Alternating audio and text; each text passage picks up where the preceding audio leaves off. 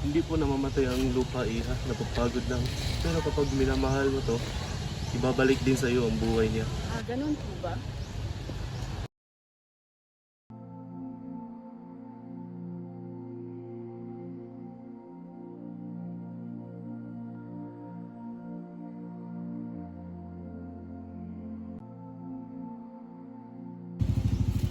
Ang tunay na pag-unlad ay hindi lamang sa pagpapatayo ng gusali.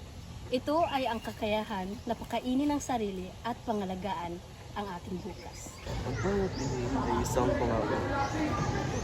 Pangako na hindi tayo magugutom kung hindi natin kakalimutan ang kalikasan.